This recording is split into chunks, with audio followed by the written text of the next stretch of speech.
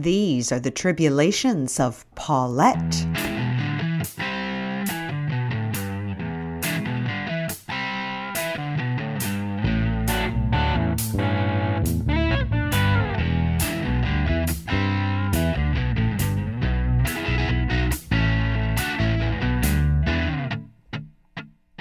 Not that I'll quote this on the record, but one lesson I've learned over the years is that my mom, Nancy, is always right.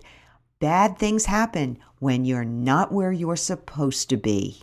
As I watch Ted empty his pockets onto the hood of my car at the behest of a policeman, I see my mom's hologram looming like the Cheshire Cat over the scene, smirking and nodding. "I told you so." It appears that Ted and I are about to get arrested for possession of marijuana, a mild misdemeanor, drunk driving, a felony, and perhaps even indecent exposure or trespassing. There's no accounting for this kind of poor judgment, except to say that the apple doesn't fall far from the tree. Once in college, when I had thoughts of being an actress, Nancy, pushing 45, accompanied me to a big New York audition. Rejecting me in the throes of my Medea soliloquy, the smarmy director smelled Nancy's pheromones and offered her the part. During our consolation dinner later, we sat next to a Gordon Gekko-type big shot who invited us to Studio 54. Excited, we cabbed uptown and waltzed past a freezing line to the bouncer, who checked a list and promptly unleashed the velvet rope. My mom, a fur-coated divorcee from a small town, was wowed by the scene. We slugged drinks, we smoked cigarettes. Men surrounded us, hoping to get in on the ground floor of our mother-daughter act. It wasn't long before Mr. Gekko himself materialized, handed me his suit jacket, and hustled Mom, in her black St. John dress, onto the dance floor. Boogie, oogie, oogie, hot stuff, I will survive. Mom's wild dance with Gekko summed up a generation. Then, Disco Inferno. Up above my head, I hear music in the air. And the Studio 54 fog machines roared to life. Mom was mid-dip with Gekko when, without warning, an enormous torrent of brown water shot from a clogged fog machine above. She was instantly drenched.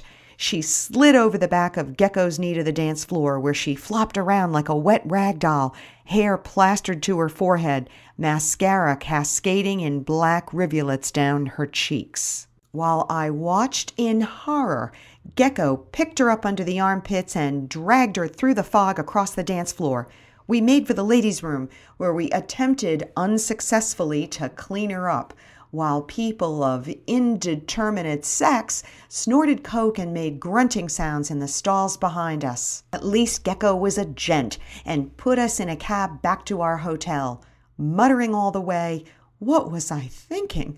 I'm a middle-aged woman. Why did I go to Studio 54? What if I get Legionnaire's disease from that awful water?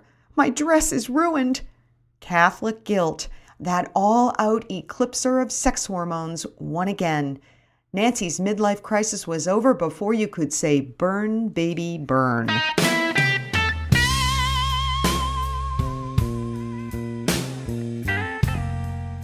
So now it's me, not at all where I'm supposed to be. I shove the vape pen under my seat and fumble for my registration as the cop leans into the car. "Please step out of the vehicle, miss." And I join a white-faced Ted. "I'd like you both to take a seat in the back of the cruiser." And we follow him meekly. I notice the name on his badge. It says Danilo. Unusual, but I've heard it before. A woman who works in my dad's dental office has the same name. Ted grabs my hand nervously as we slide across the sticky back seat of the cruiser. Officer Danilo is on his radio, making sure that Ted and I aren't bank robbers, when I tell Ted about the name. "Maybe they're related," I say. "After all, it's a small town." Ted whispers that cops hate it when you make small talk, and shushes me. After 10 long minutes, Officer Danilo asks us to step outside again. "Okay, folks, would you like to tell me what you're doing here?" This is the opening I've been looking for. Our high school classmate dropped dead, I say, and we were planning our reunion together. We have to go to his wake. I take a deep breath. "Officer, I couldn't help but notice your name. I was wondering, are you related to someone who is a dental hygienist?" The officer pauses. "My mom is a dental hygienist," he says. "You know, I think she works in my dad's office. Is her name Jeannie?" "That's my mom," he says, and he smiles proudly. "Are you?" "I'm his daughter, Paulette. I'm sure we've met before, but not for a long time," I say, batting my eyes. What a small world. I didn't know Jeannie's son had grown up so quickly. I turned to Ted. "Jeannie has worked for Dad for years. She's a magician with plaque." There's a moment of stunned silence while Officer Danilo takes this in. "Paulette, you've got me in a tough position here. To be honest, I was about to request a breathalyzer." "Oh, we're old high school lovers," I say, pointing to Ted. "You know how that goes." Evidently, he does. "Tell you what," he says, "you both need to sober up before either of you gets behind the wheel. I won't charge you with anything, but you have to let me drive you to the wake. Leave your car here. I'll bring you back afterward. By then, you'll be fine to drive." This sounds too good to be true. A police escort in the strictest sense. I run to my car, grab my handbag, turn to get in the front seat of the cruiser, and see that Ted's already inside. "Get out," I hiss. "Do you want him to change his mind?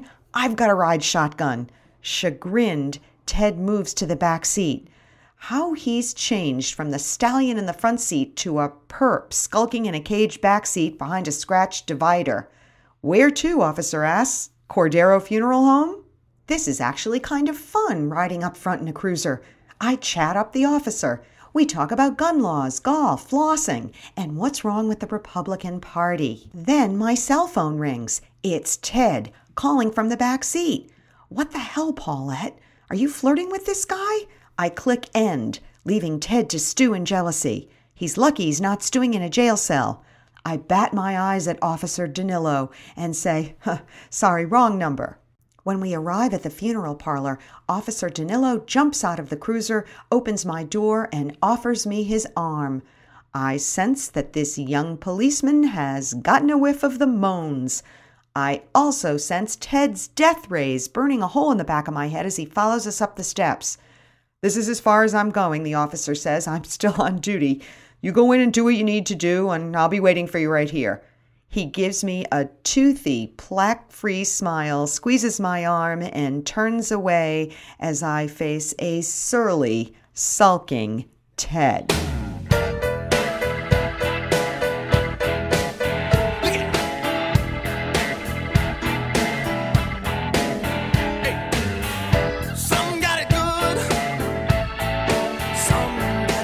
Music for this podcast is written and performed by Eric Fontana. Some got it good, some got it bad.